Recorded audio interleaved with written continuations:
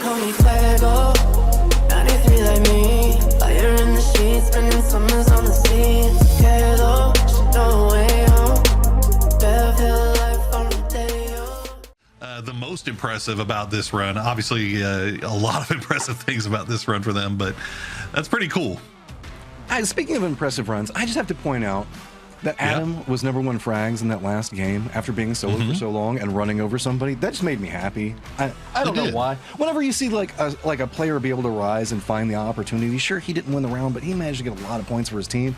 Those type of successes do stack. We talk a lot about how 1 or 2 points, whenever we look at PGC points, are very important. Whenever we're looking at 1 or 2 points for the leaderboard, always pivotal. And these players that can find these successes, man, that's where it goes. Whenever you have a whole bunch of players like that together, that's when you get the shoot to kill problem where you just get all of the points every round. Yeah, I mean, look, hey, we've been talking about it for years now, right? The thing that NA needed more than anything was to start putting all these phenomenally talented individual players, get them on the same squad. And STK, with the, I mean, not saying anything against Civ, but with the addition of Penta, that seems to have been the real kick in the pants that they needed to just jump up to that top tier next level, where they're just, you know, dominating everything right now. But I still want to see what they can do against a full strength SONIQS. That's all I'm going to say.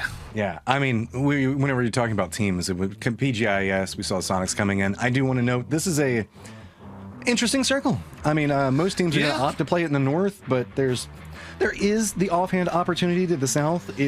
We talk about it a lot with the river that goes like in the north, the Georgia Pool River cutting through, goes all the way to Asnaya, mixed rotation's rough. This is kind of like the extreme version of that. Has made it over to the north coast. 303 has taken up spot in the hills, the northwestern hills. Attrition have lost a couple of SONIQS in that Mad Max rotation. They're making their way across that western bridge right now, and now STK and Dodge pulling up on each other. But look at this, Zenith still in the fight with 22. They've lost 2. 22 not going down without a fight. This is just very back and forth. Poonage being the hope right now. Vegas trying to reposition to see if he can support. Poonage trying to hold the lineup. Has an idea on where Haston is positioned at, but the smokes are going to deny too much from it. He can't get vision to work with. And keep in mind, this is not inside safe zone right now. So you can see now 2 different angles of approach. Haston doesn't have too much that he can do from here. He's just trying to hunker down for as long as possible and hope maybe Zenith get tired of this, because if Zenith makes the push with just 2 members, there is an opportunity that this goes very wrong for them. And note that Haston is not in the shack. He's on the other side, laying down, and could absolutely surprise Vegas depending on how this plays out. And Zenith, I think, realizing this, I mean, Vegas is a smart guy. He knows he does not, he'd love to spot him. Yeah, I think he did. He got the spot on him, but oh no, Hayes 10 gets the spot on him as well. And now Poonage is in a 1v1 against Hayes. He's very, very low. Not sure if he's got the heals. He's going to actually stop to heal up here. Poonage going to take that opportunity to move a little bit closer, but it's going to be too late. You've got to play this so carefully now, being the last member up, and he wants to get vengeance back for his team that took so much in this position. But the Blues coming in and about to catch up to him. Luckily, it is an early blue zone, so it's not going to hurt too bad. And, you know, your teammates being down. Oh, Haston finds a sneaky angle to make it work, and Zenith goes down early. That's going to be rough. Just 3 points behind them is going to be the SONIQS. Oh, keep an eye on that leaderboard, Chad, because it's going to be wild. There you go, STK. They've left Luke 12 on the mainland to guard and protect for the rest of STK as they swim over. And Luke doing damage onto Dodge, who made their way over just ahead of them. And now you got to remember, Attrition also over there as well. They have sparking off just in the distance. SONIQS will make their way across the bridge. And it's kind of slowing down a little bit, although the fight between Leda and Incheck still going on. I mean, Incheck really wants this point. This is a pretty firm commitment to everything. There are vehicles over there. Young Kings did reposition and is kind of gatekeeping this as well, but Penta finds himself an angle. Leda gets some work and actually manages to take down Incheck. Oh my God. I hope we get that in the replays. I need to know what happened there. Oh, we're going to get that in the replays 100%. Leda flushing it out. And he actually, I think he did it with a UMP as well, too, so he didn't even have to use the shotgun. Purdy Curdy, the rest of SGK, they're going to move in, try to protect Luke as Luke is swimming across, and they're going to see Attrition moving into the compound right in front of them. But can they do some damage before they get in there? Oh, no, that's not a good parking job. Oh, sparking. Oh my gosh, trying to get away with this one. Penta is down back behind this one, off shots from Sparking. So now you can see a Crash A trying to make sure that they're playing this one a little bit safe. They do have Spicy Fish on the other side trying to regroup, but you can see Shoot to Kill playing the hillside, and so a Crash A is going to reposition around this and should be fairly safe from this angle. I think that 303, I'm sorry, is caught up in a fight on the hillside, so they can't really take shots into this. They would have vision on it, but with this, a pretty easy rotation, all things considered. Young Kings finally get tired of gatekeeping out, so finally, good old Leda might be able to make his way to the safe zone, and I'm going to keep an eye on that one. Now SDK going to be pushing onto this dodge position as well. The smoke wall, the offensive smoke wall from SDK to keep him from peeking those windows. Brilliant stuff. I remember back in the day, I used to always comment about the Shoot to Kill had such beautiful breaching techniques. Hello Senpai trying to throw out a Molotov to slow it down just a little bit. You can see that the very strong angles of defense that Dodge is trying to hold down and really just stall out the Shoot to Kill offensive that's coming after them at this point. Alo does manage to survive through the Molotovs that are just raining down on top of him. But look at the tricksy little angles that are coming through, but it doesn't matter. Purdy with just a beautiful shot going through that circular opening, that tiny window, and timing the grenade perfectly to get the down.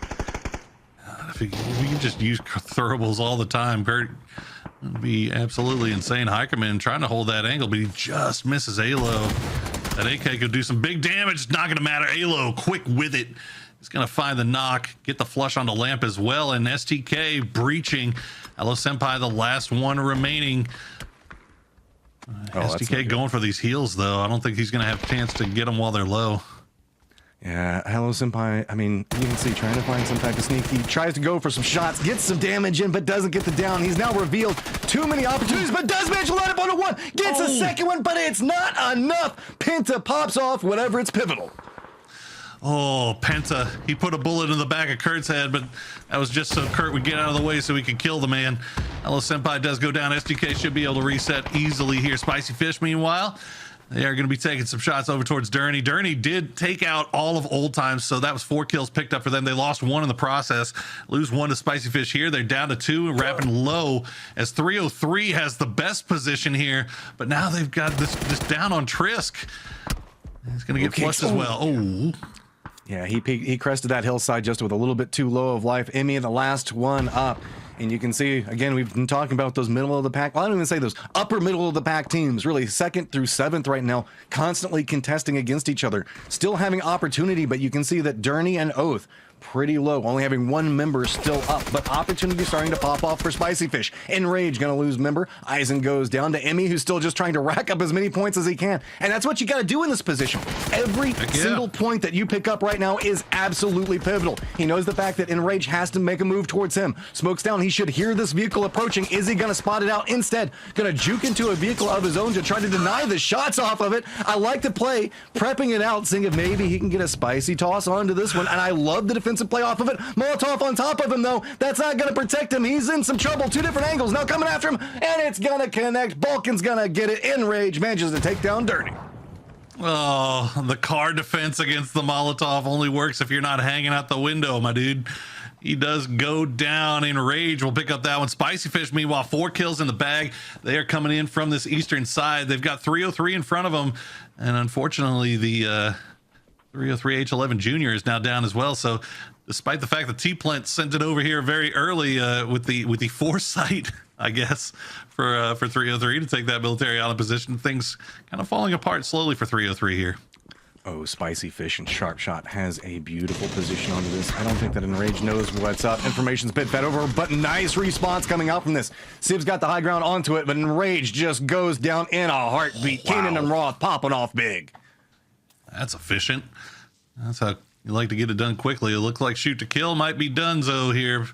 Penta the last one remaining, but everybody has been spotted out. Akreshe going to be the one to do the damage, and he is down to bandies, and I don't think that's going to last much longer. Oh no, Shoot to Kill's going to go down in 7th after getting 4 kills. Whatever are they going to do? This is just so pivotal. Now everybody has an opportunity. Look, guys, I can't sell that. I'm sorry. Shoot to Kill's just been playing out of their minds. But SONIQS, this could be an opportunity for you. Spicy Fish, big opportunity for you as well. And Oath, Kickstart still kicking off, still staying alive. Yep.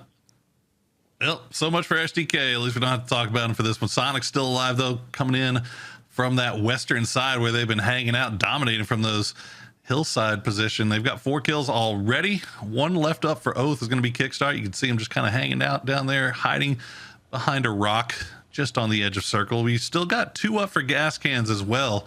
Oldless and Nikos coming out of that military island location. So still 6 teams alive, nobody at full strength, with the exception of SONIQS. And this is one of those scary SONIQS games, man. When they play from the edge, this feels like they could pick up a lot. The only problem with it is all the teams are to the east. Really, they've got Kickstart that they can maybe mop up, but that's just 1 kill, and you know that they want more. Like, look the way they're playing it. Zanpah's just driving around, looking like, okay, is he round? We're something else. This is at that point whenever SONIQS starts getting feisty, you know, they just can't sit still. They start letting people off the leashes and just go, find people, kill them, find us opportunities. And there you go. Oldless finds an opportunity as poor Kickstart was just trying to hang out behind his rock. But again, shout out to Gas Cans for riding the ship, because remember, they were in last place for quite a while and are slowly and steadily climbing up. There's still a giant gap to catch up to Zenith, but with a couple of games left, they might be able to do it. Yeah, even with yesterday going as well, it's looking like they may have righted the ship, maybe fixed up some of their military island problems. As I mean, obviously this came a little bit weirder, considering that it was the hard shift on Circle 2 that nobody was expecting that he does end up going to military, but still got to give him credit for being up and playing it out. Keenan, Spicy Fish already up to 8 kills. That's what they got in game 1. There's still a lot more kills left available for them as well. Just so damn bold, man. Oh my goodness. Just running in, aware of where the enemy team has thrown down smokes and just charging into it. This is where they're going to thrive. This hillside, they have opportunities, and you can see Attrition is like, no, I want nothing to do with this. They're retreating out. No, they do not. But oddly enough, that puts them in SONIQS sights. So really, there's just a very scary sandwich for 303 and Attrition and Gas Cans to have to contend with. Luckily, there is an opportunity here soon that SONIQS and Spicy Fish might get vision on each other and stall out a little bit of the aggression that we're starting to see. One member, it's going to be Z-Flux down as Hwinn does get vision onto it. Zanpah is going to go ahead and flush it out, but just 1 member up for Attrition, and that's going to be Sparking. And he's getting wrapped on right now by that full 3-strong member team of Spicy Fish. We'll see if they can spot him out. 303, meanwhile, looks like they've got 3 alive, but they are content just hunkering down in their compound while SONIQS has just taken over complete control of this western side. The question is, where do Nikos and Oldless decide to go? Are they going to wrap into SONIQS? Could they get some knocks, maybe some flushes, maybe weaken the SONIQS position, or open up that door for 303 maybe to do a little third partying? I'm getting some weird flashbacks right now, all the way to the qualifiers to make it into the NPL. If you remember, Tempo Storm hadn't qualified yet, and Tempo Storm had to compress and push up into this compound to get the qualifying spots. Zanpah hanging out on SONIQS is very familiar with how to play this position and how to clutch up from a very pivotal point, because if SONIQS has a big game here, they can get something out of it. Spicy Fish, though, man, it's just to take a lot of bullets to the face and goes down early. They did manage to get a little bit of a lead onto Durrani, but now SONIQS, you've got your opportunity. You just got to creep up onto Oath. Gas Cans also has an opportunity. 303, they have themselves a defensive position, but let's be real, everybody's targeting it. I mean, yeah, Spice Fish goes down in the end of SONIQS, but Sparking just bodied those fools. I mean, that was unreal. He got 2 of them, almost gets the 3rd, ends up going down in the end, but 303 knows where SONIQS is and now knows where Gas Cans are. Gas Cans naturally know where everybody's starting to line up against them. Nikos, though, both members of Gas Cans going to have to make the dangerous reposition. Shrimzy just waiting very patiently for his moment to pounce onto this, but keeps looking up the hillside. Might find an opportunity, did spot that one out, so knows where Oldless is going to be coming from. Spots it, gets the damage into him, gets the down onto it. Nikos tries to go for it, gets the down. Might find an opportunity, but look, Tig already responding, repositioning over there for this one. What's Nikos going to do? Is he going to go for his teammate? Is instead he just going to try to make a play? Gets the smokes down, but I think he realizes, nope, there's just not the time. 303 coming up back behind it, gets some damage into him, gets the down onto him, but now everything's starting to line up. 303 knows this is their opportunity, trying to step into it, but Junior takes a ton of damage and has to retreat away. Oh, 303 was so on top of it. As soon as the knock came through, they started making the move, but Tig with the arm lands a huge body shot, and that's going to hold the whole thing off. Now, they haven't had a chance to go for the res just yet, but 303 is definitely scared now. You can see that they know that there's an almond play. They don't want to peek over this angle until they absolutely have to. Both teams are so close towards where the center is going to be at. It's going to be a standoff continuing, trying to find some type of weakness and angle. Do note the fact that with the positioning, it is a little bit more difficult for 303 to navigate it just due to the sight lines that are much more opened up for SONIQS and how they want to play this. With everything that's going on, trying to see if they can try to set this one up. I like this 303, realizing that there might be an opportunity. Throw a couple of smokes, maybe bait them to start forcing a little bit of attention back down towards the southern part, or the northern part, I'm sorry, of the reposition into this, or maybe just at least bait something out. Tig's trying to see if maybe he fishes in, gets some lucky dynamite in this one, gets a knock onto it, but that's a lot of utility, a lot of throwables being tossed out right now. T-Plants takes some damage off of it, but does connect. Tig manages to find it, gets the down into this one, so now Feiska's trying to find the side angle onto it. Tig takes a lot of damage, but supporting the rest of SONIQS step up, provide him some cover. 303 now down to just 2 members trying to figure out how they want to play this one properly. Looking down the hillside, Junior did reposition with this one, but Tig still finding the angle for it. Now the last one up. There's no clean angle to work with. Every single way he looks, there's a SONIQS member just waiting to come after him. Goes for damage into it, does get one down, can't get the flush onto it, and that's going to be a SONIQS victory. Clean stuff from SONIQS. You can't take anything away from how they played that game, coming from that western side, holding over those western hills for the longest period of time. And you know, after doing the casual bridge camp for a little bit, everything was just kind of in front of them. There wasn't really a whole lot of action going on to the west, but you know, that compound that 303 is in, that is really tough to play around, and SONIQS did it just beautifully.